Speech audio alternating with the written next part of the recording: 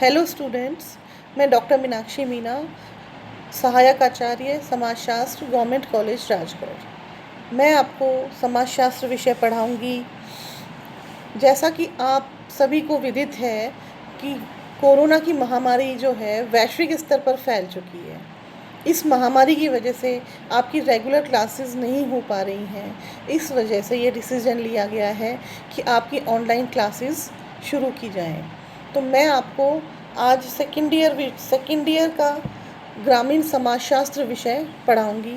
जैसा कि आप स्क्रीन पर देख सकते हैं कि आपका जो सिलेबस है उसकी प्रथम इकाई है ग्रामीण समाजशास्त्र का परिचय। इसके अंतर्गत जो टॉपिक्स हैं वो इस प्रकार हैं: ग्रामीण समाजशास्त्र की प्रकृति, क्षेत्र, विषय सामग्री, ग्रामीण समाजशास्त्र के अध्ययन का महत्व।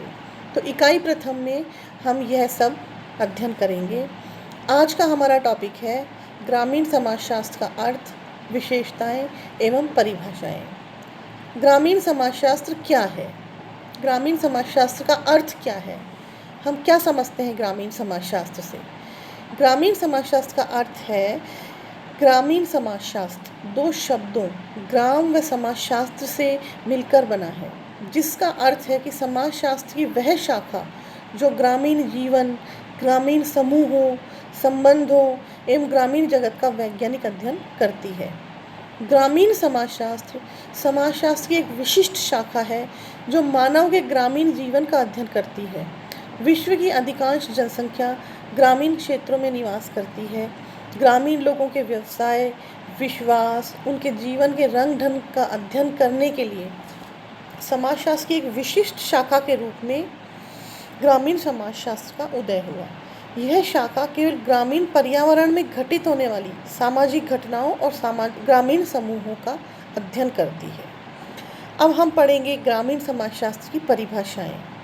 ग्रामीण समाजशास्त्र की परिभाषाएं क्या हैं? टी लीन स्मिथ के अनुसार ग्रामीण सामाजिक संबंधों के व्यवस्थित ज्ञान को ही हम सही अर्थों में ग्रामीण जीवन का समाजशास्त्र कह सकते हैं।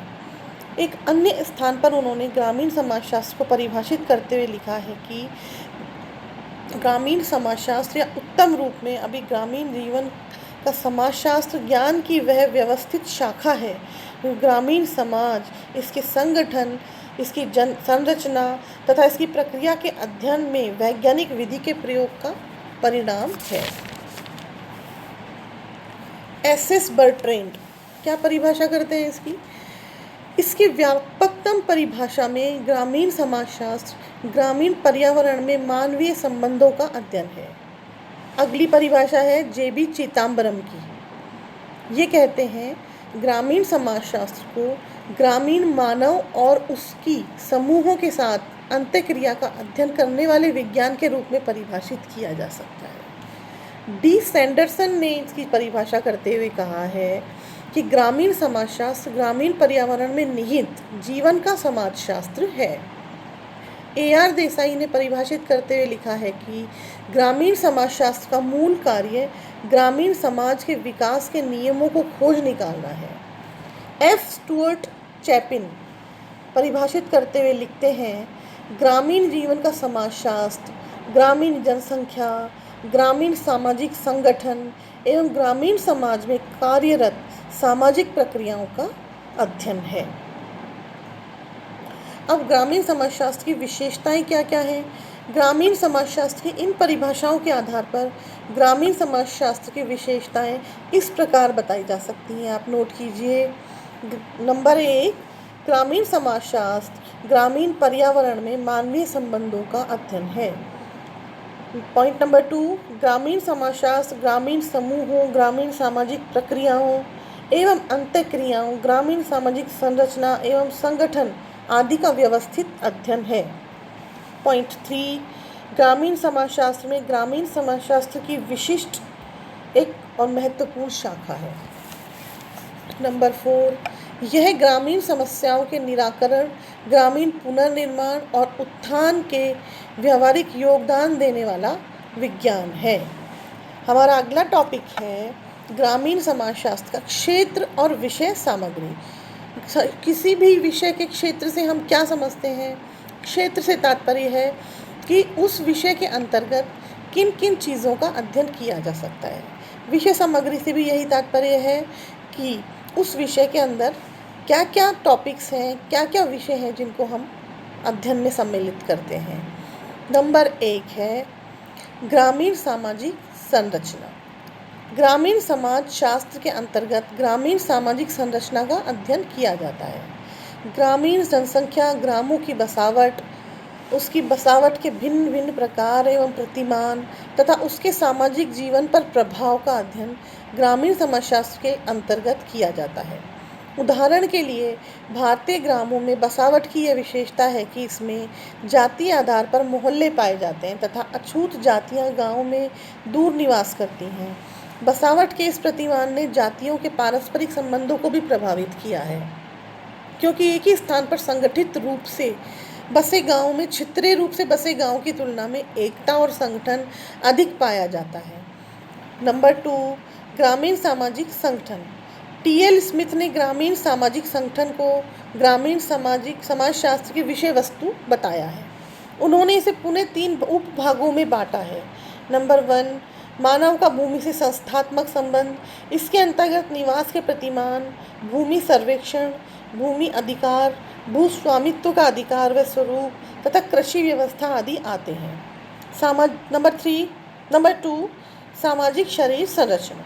इसके अंतर्गत सामाजिक विभेदीकरण तथा सामाजिक संस्तरण आदि आते हैं। नंबर 3 प्रमुख सामाजिक संस्थाएं। इसके अंतर्गत शिक्षा, धर्म, राजनीति व सरकार आदि आते हैं। भारत के संदर्भ में इसके अंतर्गत गांव में पाए जाने वाले विभिन्न संगठनों जैसे परिवार विवाह, जाति व्यवस्था, जजमानी प्रथा, वर्ग व्यवस्था, शिक्षा व्यवस्था, प्रशासन व्यवस्था, स्वास्थ्य, धर्म आदि की संरचना और प्रकारों का अध्ययन किया जाता है। नंबर 3 है ग्रामीण सामाजिक समूह। ग्रामीण समाजशास्त्र गांव में पाए जाने वाले विभिन्न समूहों का अध्ययन करता है। इसके अंतर्गत ग्रामीण मानव द्वारा निर्मित विभिन्न प्रकार के समूहों की रचना व उनके कार्यों का अध्ययन किया जाता है। ये समूह परिवार, क्रीड़ा समूह, मनोरंजन समूह, सांस्कृतिक समूह, धार्मिक, आर्थिक व राजनीतिक समूहों के रूप में देखे जा सकते हैं। इन समूहों के द्वारा ग्रामीण मानक के संबंधों का अध्ययन और विस्तार होता है। नंबर 4 ग्रामीण सामाजिक संस्थाएं। ग्रामीण सामाजिक संस्थाओं के अंतर्गत ग्रामीण समाजशास्त्र ग्रामीण रीति रिवाजों, जन रीतियों, रूढ़ियों, प्रथाओं, नियमों, कानूनों आदि के स्वरूप, प्रकार एवं प्रकारों का अध्ययन करता है।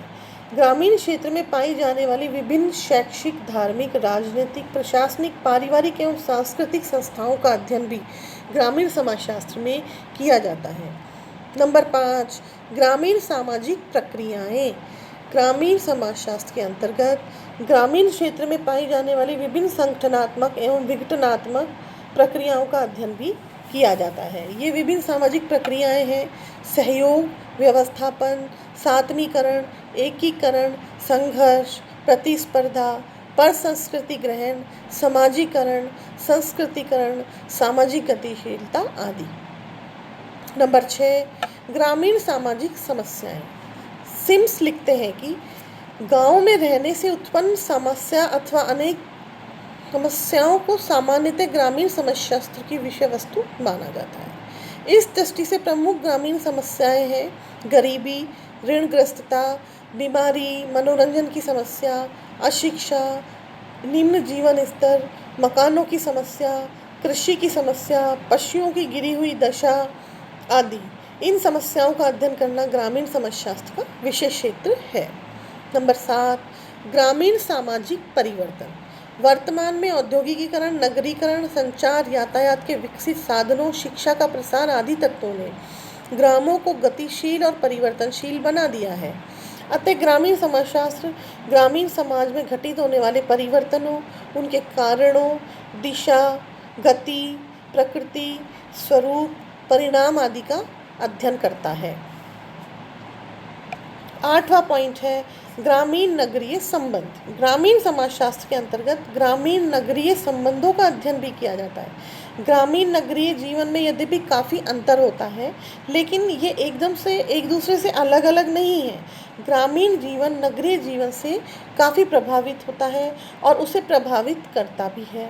इसलिए ग्रामीण नगरीय जीवन का तुलनात्मक अध्ययन तथा दोनों के पारस्परिक संबंधों का और प्रभाव का अध्ययन भी ग्रामीण समाजशास्त्र का विषय क्षेत्र है। ग्रामीण जनसंख्या। 9वां पॉइंट ग्रामीण जनसंख्या। ग्रामीण समाजशास्त्र ग्रामीण जनसंख्या की संरचना, प्रकृति, वितरण, उत्पत्ति, घनत्व, उसकी विशेषताओं, जन्म, मृत्यु दर, आवास, प्रवास, आयु संरचना, रहन सहन, व्यवसाय, भाषा, जाति, धर्म आदि के आधार पर उसकी बनावट का अध्ययन करता है। लास्ट पॉइंट है ग्रामीण पुनर्निर्माण। ग्रामीण समाजशास्त्र का व्यावहारिक पक्ष भी है और वह है ग्रामीण समाजशास्त्र के सैद्धांतिक अध्ययन के ज्ञान को व्यवहार में उपयोगी बनाना, ग्रामीण सामाजिक समस्याओं का अध्ययन कर उनका समाधान सुझाना। अतः अनेक विद्वानों ने ग्रामीण पुनर्निर्माण के अध्ययन को भी ग्रामीण समाजशास्त्र का क्षेत्र बताया है। स्पष्ट है कि ग्रामीण समाजशास्त्र का क्षेत्र अत्यंत व्यापक है। इसमें ग्रामीण जीवन के सभी पहलू आ जाते हैं। तो छात्रों, विद्यार्थियों, आज हमने ग्रामीण समाजशास्त्र का अर्थ, परिभाषाएं, विशेषताओं का अध्ययन किया और इसके अलावा हमने ग्रामीण समाजशास्त्र के अध्ययन क्षेत्र और विषय सामग्री का अध्ययन किया। अगली क्लासेस में हम आपके अगले टॉपिक्स को पढ़ाएंगे। आज के लिए बस इतना ही। नमस्कार।